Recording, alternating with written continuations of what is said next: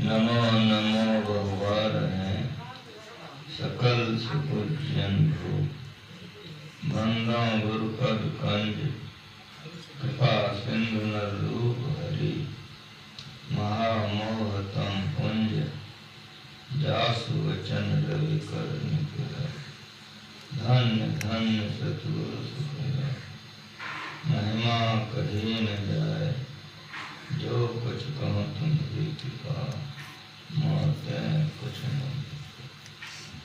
बोलिए प्रेम से श्री सद्गुरु महाराज की जय। सत्संग में पधारे पुत्रात्माओं तथा साधु वृंद, अभी हम लोग अतिथि प्रार्थना के बाद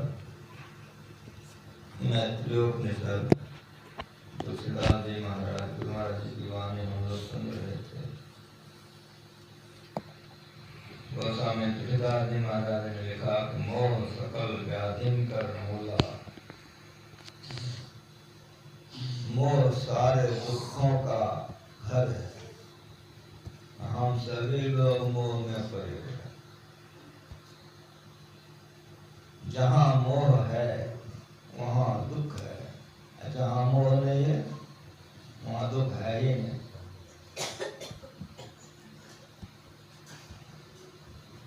कैसे समझिएगा,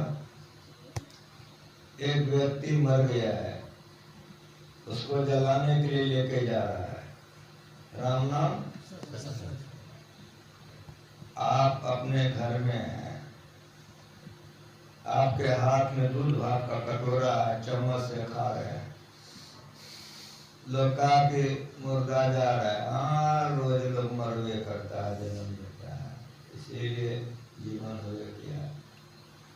भाषण दीजिएगा और चमचा मुंह में घुसेगा दूध भात का, कोई प्रभाव नहीं पड़ेगा, जा रहा है।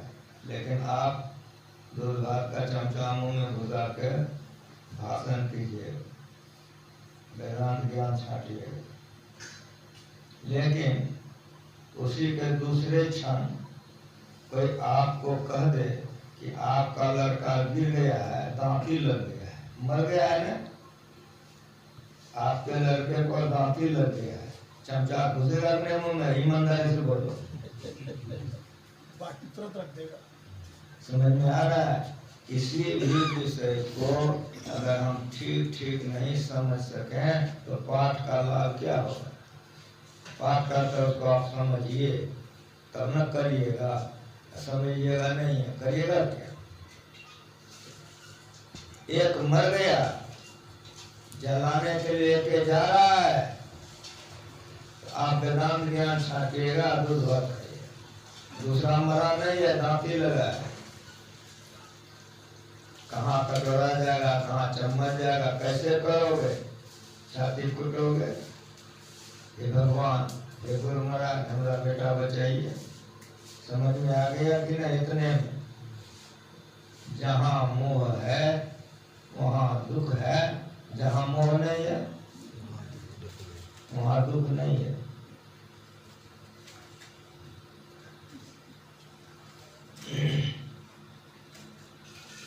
एक किसान सवेरे उठा, बांस काट करके ले आया और फिर बना रहा था फल।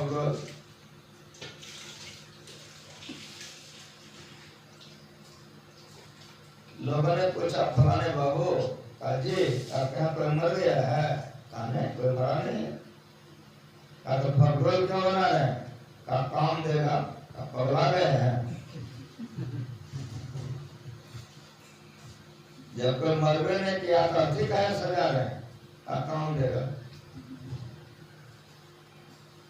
खूब बढ़िया से भगवान बना लिया, जब बन गई तब बाजार गया। बाजार में जाकर दुकानदार से कहा कफन का कपड़ा दीजिए। दुकानदार ने पूछा, फलाने बाबू काजी सका आपके यहाँ कौन मर गया? कहा कोई मरा नहीं। कहा कोई नहीं मरा? कहा नहीं कोई नहीं मरा। कहा तो कफन का कपड़ा क्या किया? कहा ले जाके रखे ना। आपका दिमाग हुआ हौसलास में है कि नहीं? जब कोई मरबे नहीं किया तो कफन का कपड़ा कहाँ ले जाइएगा? जाइए जाइए, काम नहीं दीजिएगा दूसरे से ले लेंगे, अगर दूसरे से लीजिएगा तो हम ही से ले लीजिए। कफन का कपड़ा लेके आया, हम लोग को रख दिया। उधर से उसकी पत्नी छाती कूटते हुए निकली, चिल्लाते हुए, ये अंदर की ओर जा ही रहा था। क्या हो गया? ब्राह्मण लड़का भोजन कर रहा था, 2 बार हिचकी हुई, मैं उसके छाती को सहलाने लगी, इतने में उनका शरीर छूट गया। कहा क्या बोलती हो? कहा ठीक बोलती हूँ, शरीर छूट गया। कहा चलो देखते हैं। गया मरा। पत्नी से कहा आओ इधर बाहर आओ, दरवाजे पर आई। कहा देखो फगरोल बना लिया और देखो कफन का कपड़ा आ गया है, स्नान करा दो। समाज के लोग आए, ले जाके स्नान। कोई तकलीफ नहीं, तो रोया भी नहीं। कुछ समझ में आया? क्यों? वो अज्ञान से ऊपर उठा हुआ, मोह से ऊपर उठा हुआ था, इसीलिए उसको दुख नहीं हुई। आप प्रमाण के साथ समझे, महाभारत का समय था, अभिमन्यु मारा गया कि नहीं?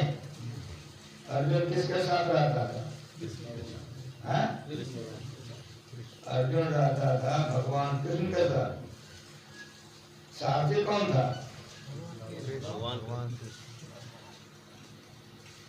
जिसका रथ हाँकने वाला भगवान था, उसी का बेटा मर गया।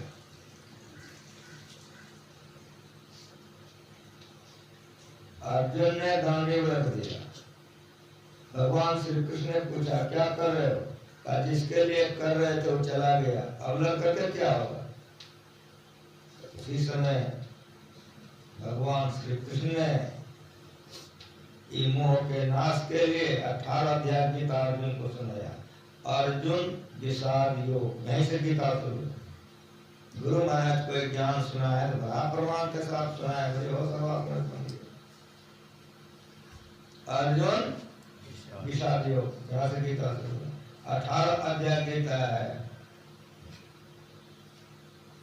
अर्जुन को समझाया है कि क्या कर रहे हो, या ज्ञान में रो रहे हो। और उपदेश में 18 अध्याय गीता सुना करके वे भगवान ने अर्जुन का मोह नाश नहीं कर सका है। पढ़िए गीता या महाभारत पढ़िए, जो लोग पढ़े हैं गुरु महाराज जी की बात समझ में आएगी। गुरु महाराज जी का ज्ञान, संतों का ज्ञान, महापुरुषों का ज्ञान समझ में आएगा। जो भगवान के साथ में रहता था, भगवान का मसला खर्चा हो गया, नहीं समझा सकते। तब अर्जुन से काम लेना था, जौगिक शक्ति का तो प्रयोग की भगवान। क्या जौगिक शक्ति का प्रयोग किया? मरकर के जहां अभिमन्यु गया था वहां ले गया। तो भगवान में शक्ति थी ना।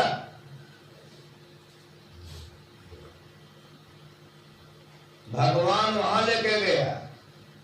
एक शरीर होता है जिसको जला देते हैं, दूसरा शरीर में रहने वाला होता है कि नहीं? अभिमन्यु का शरीर मुर्दा पड़ा हुआ है, लेकिन अभिमन्यु का जीवात्मा जहां गया हुआ था, भगवान जौगिक शक्ति से अर्जुन को वहां ले गए। कहां ले गए? चंद्रलोक। चंद्रलोक से अभिमन्यु आया। अभी देखो भाई तुम्हारा बेटा बैठा हुआ। भगवान जोगेश्वर थे, उनमें सारी शक्तियां थी। उस जीवात्मा पर अभिमन्यु का मुखौटा लगा दिया। नाटक में नहीं देखते बाल बन जाता है, लड़की बन जाती है। यहाँ तो अभिमन्यु का शरीर में पड़ा था, वहां अभिमन्यु नहीं है वो, लेकिन अभिमन्यु की जीवात्मा है ना, तो जीवात्मा का मुखौटा अलग न होगा। तो भगवान अपने जौगिक शक्ति से उसको अभिमन्यु का मुखौटा बनाया। देखो अभिमन्यु वहां बैठा हुआ। हाँ, पुत्र कहा करके अर्जुन दौड़ा। सारे आप लोग गृहस्थ हैं, क्षमा कीजिएगा। मरा हुआ बेटा देखा दे, कैसे दौड़ोगे? ईमानदारी से बोलो, कसम खा के। गुरु महाराज जो ज्ञान सुनाया है, संतों ने जो सुनाया है, बात सुनिए, हाँ पुत्र करके दौड़ा, जैसे आप पुत्र करके दौड़ा का वहीं रुक जाओ, वहीं रुको।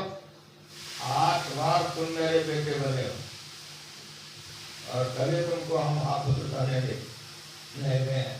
दुष्टों का संहार करने के लिए, तुमसे करने के लिए धरती को हम कहेंगे। यहाँ किसी का बाप बेटा नहीं होता लोग। जब बेटा बड़ा प्यार करेगा तो ध्यान सब भुला जाता है, छुट्टी है नहीं। अरे वही बेटा लाभ देता है, उठता है, तब उसको साधु महात्मा ध्यान सब सुनने लगता है। समझ में आ रहा कुछ? मोह का शहर कहर नर नारी, दुई फाटक धनघोर, कुमति नायक फाटक रोक है, परियो कठिन कविता। स्त्री के लिए पुरुष, पुरुष के लिए स्त्री। लगता है कि जन्म माता से यही दुल्हन वही दूल्हा है। कब दूल्हा मर गया पता नहीं, वहां कहाँ दुल्हन गई, कब दुल्हन मर गई पता नहीं, वहां कहाँ दूल्हा गया। रोजे यही होता है कि रोजे एक बार मर जाता है। हाँ बोलो ना।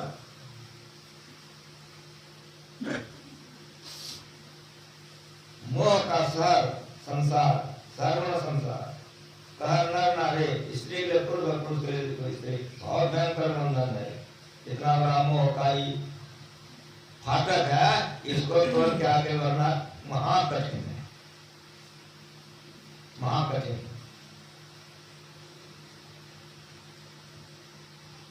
अर्जुन भगवान के साथ में रहने पर भी मोह से अपने को ऊपर नहीं उठा सका था, इसलिए गांधी को रख करके रो रहा था। लेकिन गुरु महाराज जी ने हम लोगों को सिखाया, गुरु गोविंद सिंह के 4 लड़के, 2 लड़के तो दीवार में चुनेट दिए गए, दुश्मनों ने उनको दीवार में चुनेट दिए। सेना ने चारों तरफ से घर को घेर लिया, सेनापति की मृत्यु हो गई।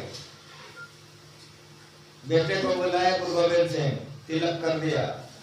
थोड़ी सी सेना को लेकर के सिख शिष्य जितने गुरु गोविंद सिंह के सेवकों में से थे, हम लोग शिष्य कहते हैं, पंजाबी में उसको सिख कहते हैं। थोड़े से सेना को लेकर गए, लेकिन वहां तो अपार सेना थी समुद्र के समान। फिर भी ये जब निकले हैं तो दुश्मनों का छक्का छुड़ाती हैं। जब वे लड़के भी वीर गति को प्राप्त हो गए तो फिर दूसरे बेटे को तिलक कर दिया। प्रलय काल के आग के त्रयी लड़का निकला गुरु गोविंद सिंह का। जिधर घोड़ा जाता था कत्लेआम, लाश लाश मिटा दी। हजारों हजार की सेना को काट करके धराशायी करके एकदम परपट कर दी। सेना के पैर उखड़ गए, कांप गए। लेकिन लड़ाई में आप भाग नहीं सकते हो, मरो या मारो।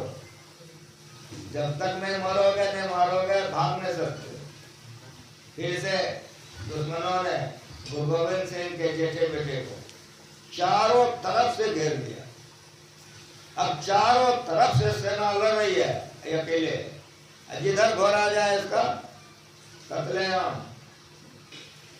प्रलय काल की आग के तरह सेना को ध्वस्त करके धराशायी कर दिया।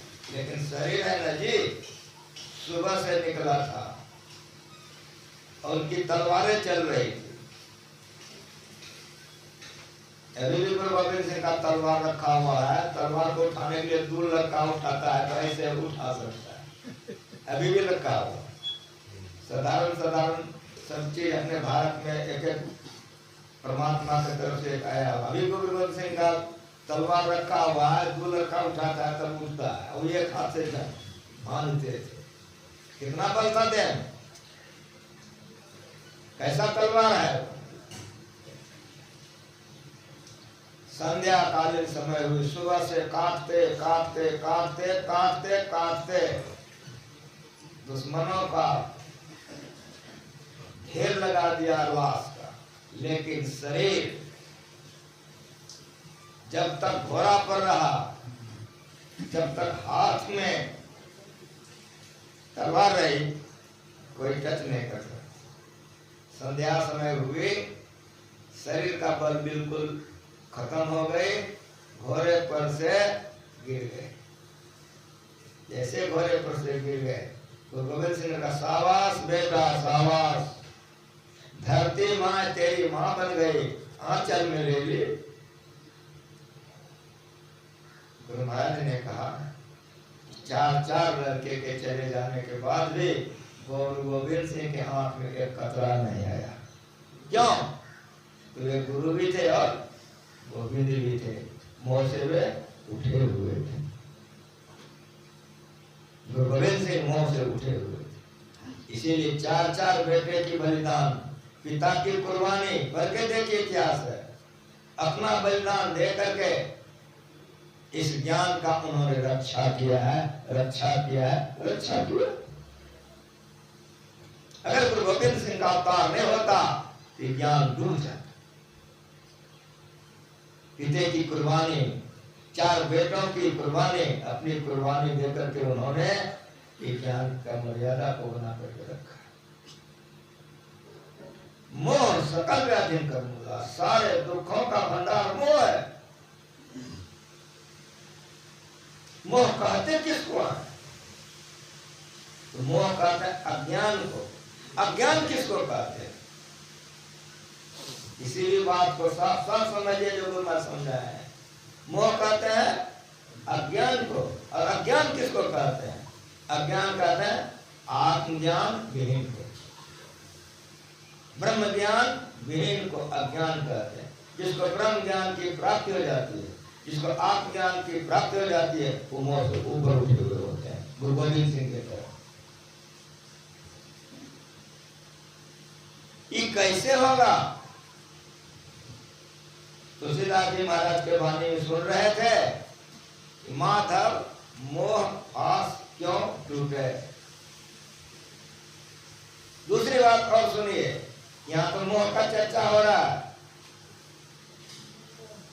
लेकिन बंगापुर पर कंज कृपा सिंधु महामोह। तो मोह बड़ा कि महामोह बड़ा? ठीक बोलो।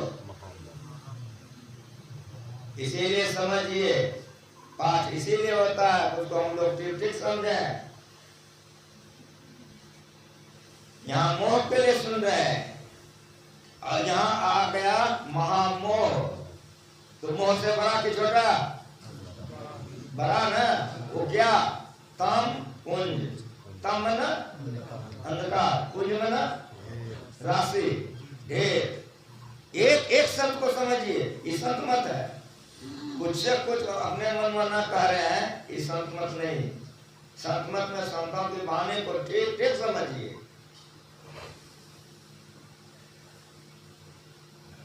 महामोह तम कुंज, आंख बंद करके देखिए, अंधकार है कि नहीं है। यहाँ हिंदू अलग, मुसलमान अलग नहीं है, जैन अलग, बौद्ध अलग नहीं है। ये ज्ञान सारे संसार के सारे मनुष्यों के लिए। इस अंधकार मंडल में आप जब तक रहोगे, महामोह में रहोगे, और महामोह में रहने के कारण दुर्गति होती रहेगी। रोना कभी नहीं छूटेगा, जन्मना मरना कभी नहीं छूटेगा। उपाय क्या है? वहां चले जाओ, जासु वचन, जिसका वचन की रवि के किरण के समान। रवि में ना कर्म न किरण, हाथ भी होता है, लेकिन यहाँ किरण है। जासु वचन रवि कर, समझ में आ रहा है? जिसके सूर्य के किरण से अज्ञानता, सूर्य के किरण से अंधकार का नाश हो जाता है। तो ऐसे के शरण में चले जाओ कि जो कि उनके वचन को सुन करके तुम्हारे अंदर का अंधकार का नाश हो जाए। वो होगा कौन? वो गुरु होगा, जो अज्ञान से ऊपर उठा हुआ है, जो मोह से ऊपर उठा हुआ है। ऐसे के शरण में चले जाओ तो वो जो ज्ञान बतला देगा, तो करने पर अज्ञानता से, मोह से आप ऊपर उठ सकते हो, अन्यथा नहीं। माधव मोह पास क्यों टूटे? तुलसीदास जी महाराज कह रहे हैं भगवान से कि कैसे छूटेगा।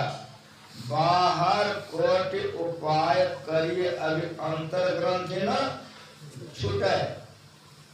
बाहर में करोड़ों उपाय कीजिए, छठ चौचंदा, एक टांग पर हजारों बरस तपस्या कीजिए, गर्मी में देश से किए, जाड़ा में गंगा जी में लेकर के सरकार से सर्टिफिकेट ले लीजिए। ऐसा सब ढेरी ढेरी बाहर में होता है। इसी के चमक दमक में लोग फंस जाते हैं, लेकिन ईद करने से मोह का नाश नहीं हो गया, अज्ञानता नहीं जाएगी। कैसे? तो तुलसीदास जी महाराज कहते हैं घृत पूरन करा अंतर्गत ससी प्रतिबिंब दिखावे। गुरु महाराज जी की आज्ञा है कि जो सुनाना है उस सत्संग योग से, संतों के बाणियों से पढ़ो या पढ़ो। तो जो हमको सुनाना था मैत्रोपनिषद से, तुलसीदास जी से, गुरु महाराज जी सुनवा दिया हूँ, लेकिन कहिए आरती करवा दे, कहेगा बाबा तो नहीं होगा, तो फिर उसी को सुनिए, फिर उसी को सुनिए। आंगन में एक चूल्हा लगा है भट्टी, और उस पर एक कढ़ैया है, कढ़ैया में घी भरा हुआ है। चंद्रमा का रात्रि है, चांदनी रात है, चांदनी रात है, घी में, कढ़ैया में घी है, तो कढ़ैया में चंद्रमा दिखेगा नहीं दिखेगा? नहीं दिखेगा। कहाँ माथा है आपने? कहीं ससुराल तो नहीं चले गए? और समाज में बैठिए सत्संग। आंगन में चूल्हा है, चूल्हा पर घी का कढ़ाई है, तो चंद्रमा का प्रतिबिंब घी के कढ़ाई में दिखेगा नहीं दिखेगा? घृत पूरन, घृत माने घी, पूरन कढ़ैया भरकर। कोई हम अपना तरफ से नहीं कहते हैं, संत मत में अपने तरफ से जो कहता है वो प्रवचन है, लेकिन संतों का ज्ञान अमृत है, उसको समझना है। घृत पूरन, घृत माने घी, पूरन माने कढ़ैया में भरकर। घृत पूरन करा, कढ़ैया में अंतर्गत, उसके अंदर में शशि चंद्रमा प्रतिबिंब छाई।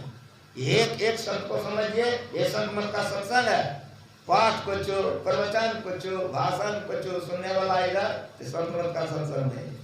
संत मत का सत्संग है कि जो पाठ हुआ है उसी को ठीक ठीक आप समझिए, अपने करिए, लोगों को समझाइए। आप करिएगा, आपका कल्याण होगा, भलाई होगी, अमर की ओर आप बढ़ेंगे। आपके साथ साथ जितना जाएगा सब अमरता हो जाएगा। सद्गुरु महाराज की जय। घृत पूरन करा अंतर्गत सबसे प्रतिबिंब दिखावे। घी के कढ़ैया में चंद्रमा साफ साफ दिखाई पड़ेगा। नए मन में हो तो गिन करके देखिए, घी के कढ़ाई में चंद्रमा साफ साफ दिखाई पड़ेगा नहीं पड़ेगा? समझ में आ रहा कि नहीं? अब आगे सुनिए। ईंधन अनल लगाए कलप, ईंधन मना लकड़ी, अनल मना आग। एक एक शब्द समझिए, ये संतवाणी है, ये संत मत का सत्संग है। पाठ कुछ, भाषण कुछ, कथा कहानी, गुरु महाराज ने कहा कि संतों की वाणी अमृत है। कला अंतर्गत शशि प्रतिबिंब दिखावे। ईंधन अनल लगाए कलपसत। तुलसीदास जी महाराज 7 कल्प तक आंच देते रहिए। कितना दिन तक आंच देते रहिए। चंद्रमा भस्म हो जाएगा ना, हाँ कहिए। उसी तरह से गाल सुखाने से, उपवास करने से, एक टांग पर तपस्या करने से, आग सेकने से, भभूत लगाने से, बाहर में करोड़ों तीर्थों में जाने से मोह नहीं चलेगा, अज्ञानता नहीं जाएगी। जैसे वो बेकार है वैसे बेकार है। इसलिए मैत्रोपनिषद पढ़वा दिया। ईंधन अनल लगाए कलपसत आवटंत नाश न पावे। चंद्रमा का नाश नहीं होगा। उसी तरह से आपका मन आपके अंदर में है, गंगा जी में नहाइएगा तो देह नहाएगा, तो देह का मैल निकलेगा, लेकिन मन का पाप नहीं निकलेगा। समझ में आ रहा है? तरु को टर महा बस विहंग, तरु काटे मरई न जैसे। तरु कहते हैं गाछ को, विहंग कहते हैं पक्षी को। मुसवा देख रहे हैं तो जमीन में बिल बनाता है कि नहीं? उसी से कट खोदा एक पक्षी होता है, उसका लोग एकदम लंबा होता है, माथे पर लाल ऐसा उसको फूल होता है, उसका नाम है कट खोदा। तो जिस तरह से मूसा जमीन में बिल बनाता है, उस तरह वो गाछ को खोद करके खोरल बना लेता है।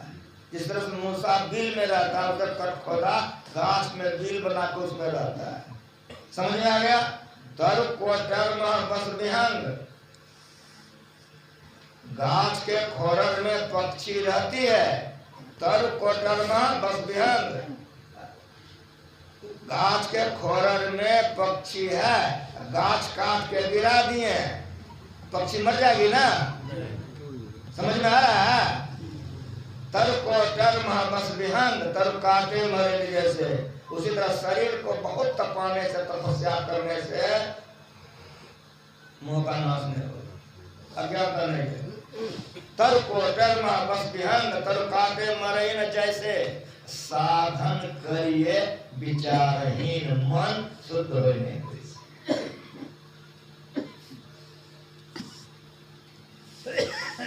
विचारहीन साधन से मन शुद्ध नहीं होगा। तुलसीदास हरि गुरु करुणा बिनु, विमल विवेक न होई। बिनु विवेक संसार घोर निधि पार न पावे कोई। इसलिए साधन कीजिए ऐसा जो गुरु बतला दे, जो गुरु बतला दे। तन की कमान सूरत के सब मान ले, मारदमान तन ही तन। दोनों दृष्टि की धार को जोड़िए।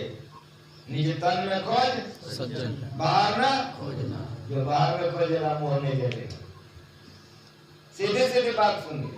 यही समझाने के लिए अखिल भारतीय होता जिलावासी, लेकिन लोगों को किस्सा कहानी से फुर्सत नहीं मिलता है।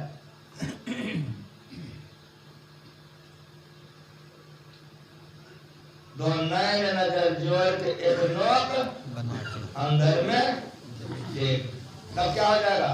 हृदयाकाश चिदादित्य सदा भासती भासते, न अस्तोति न चौदेती संध्याक्रम उपासना। कह दिया उन्होंने अपनी पत्नी से, तुम कहती हो हमको संध्या कर रहे, तो बाहर का सूर्य तो उगता डूबता है, इसीलिए लोग संध्या करते हैं। मेरे हृदय रूपी आकाश में उस सूर्य डूबा हुआ है, उन्हें उगता है न डूबता है, सदा एक रस रहता है, हम संध्या कैसे करें?